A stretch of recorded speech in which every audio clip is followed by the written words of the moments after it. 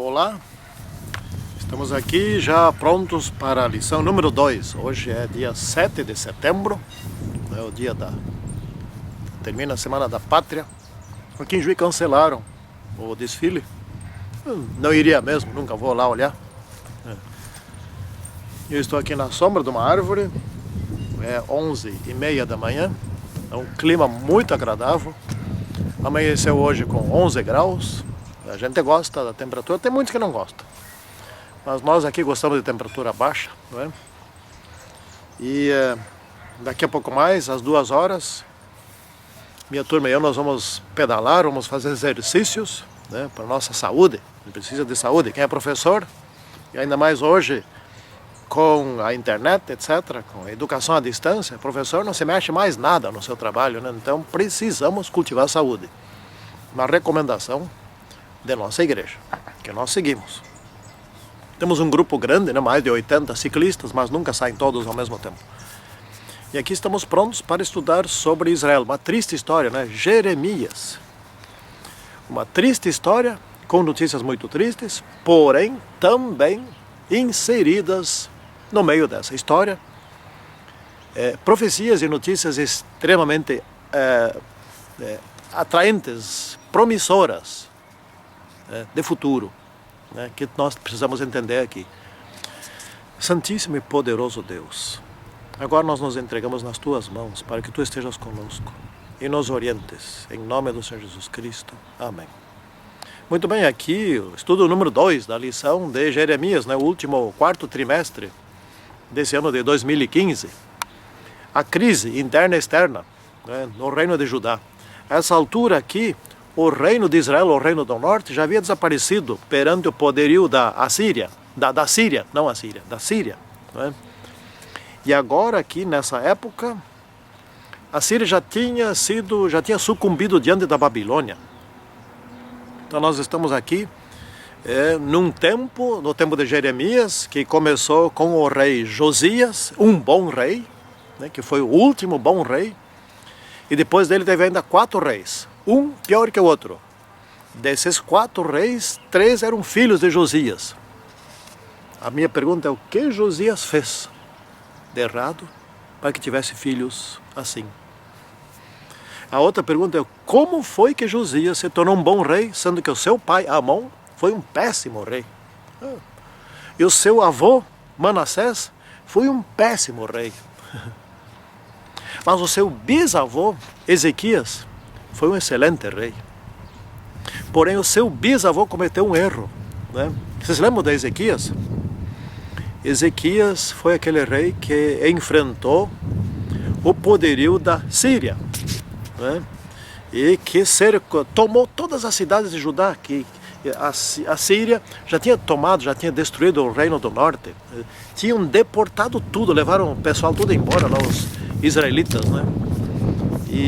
E agora estava querendo fazer o mesmo com o reino do sul, ou seja, acabar com o povo de Deus. E eles já tomaram todas as cidades e agora tinham cercado Jerusalém, né? E Ezequias, que tinha feito aliança com Deus, e no tempo de Ezequias estava aí trabalhando o profeta Isaías, Deus lutou por seu povo e destruiu o exército da Síria.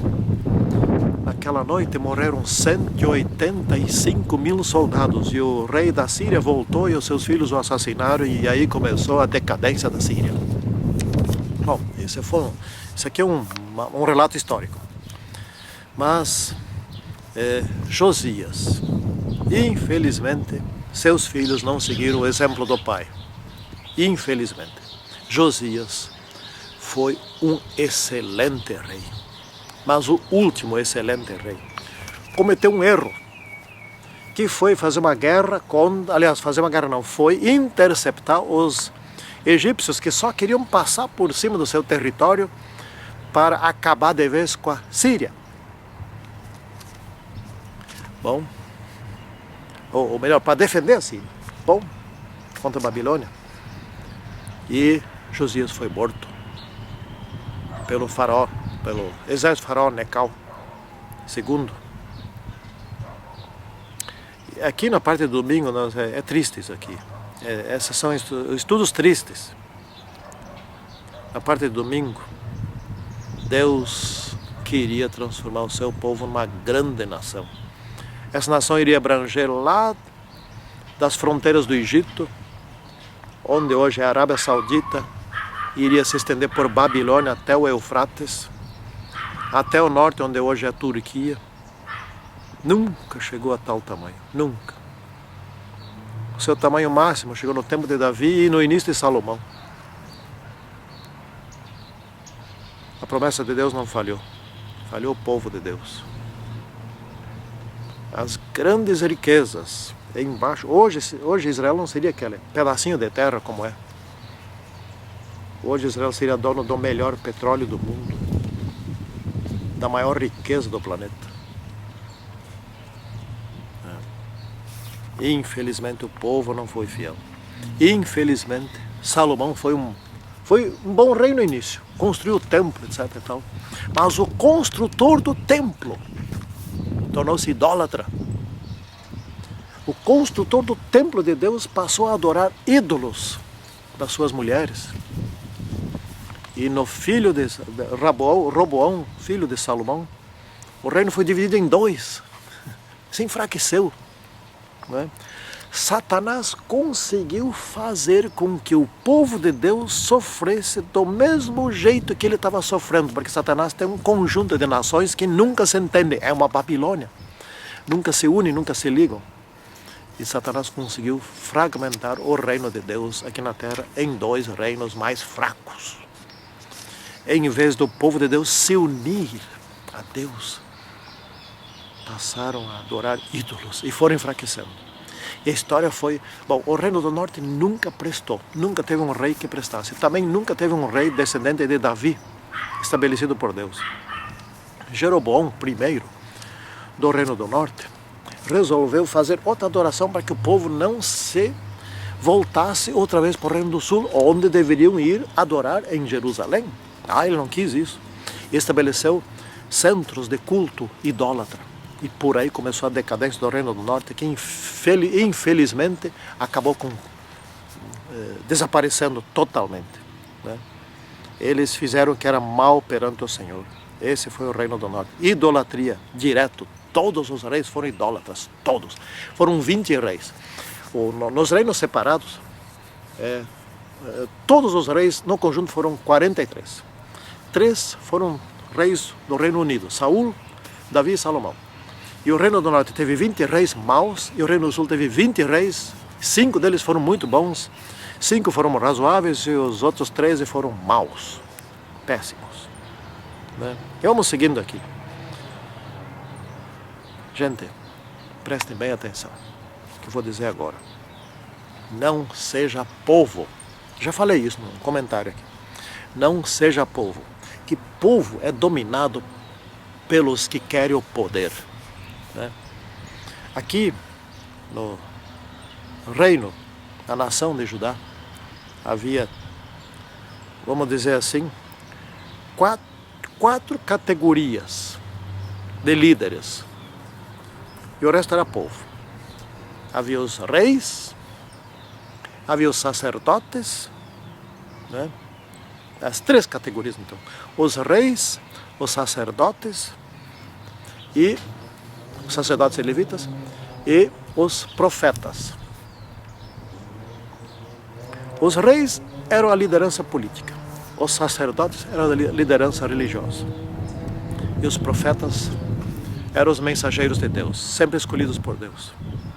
Houve frequentemente, na maior parte das vezes, conflito entre os profetas de um lado e os reis e os sacerdotes de outro lado. Os reis, os sacerdotes se corromperam, os pastores de Israel se corromperam, né? Queriam poder, queriam dominar sobre o povo, queriam exercer força sobre o povo, se corromperam.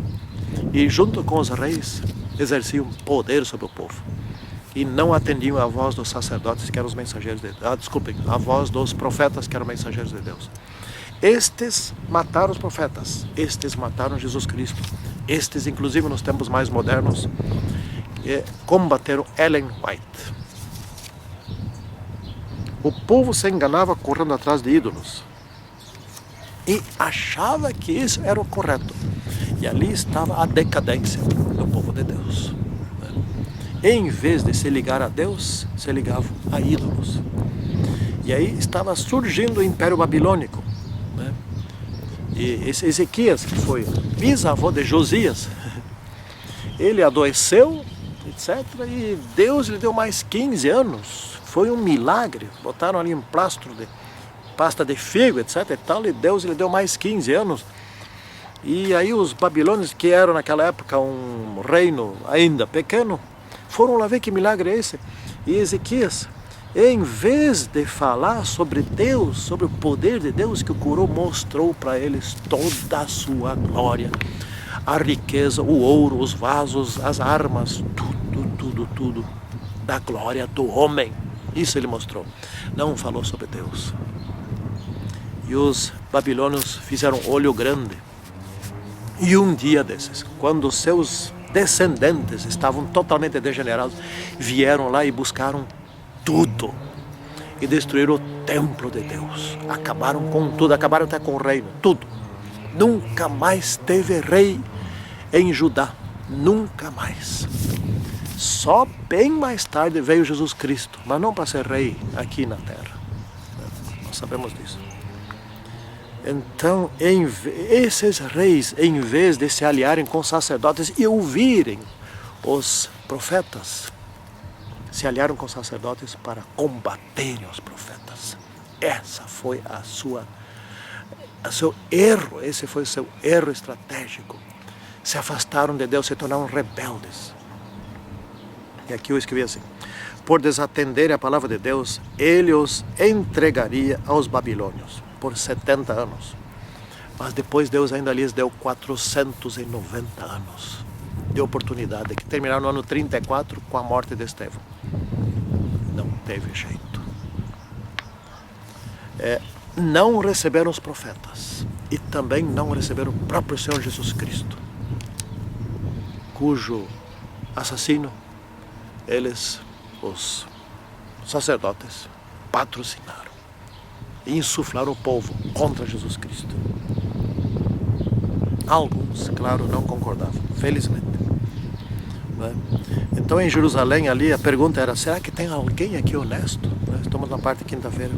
Eles juravam falsamente, eles juravam e criam no seu templo, criam no prédio do templo, no ouro do templo, no lugar sumo, no santíssimo lugar, lá onde Deus estava, criam no templo.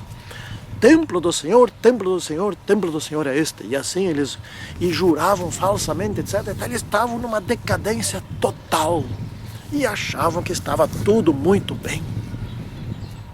Até que veio Nabucodonosor e acabou de vez com aquele templo no qual eles confiavam. Em vez de confiar no Deus do templo, confiaram no templo só. Templo do Senhor, templo do Senhor, templo do Senhor é este. Essa não é a questão. Não é essa a questão. A questão é Deus. Confiamos em Deus? Obedecemos a Deus? Somos fiéis a Deus? Aí sim.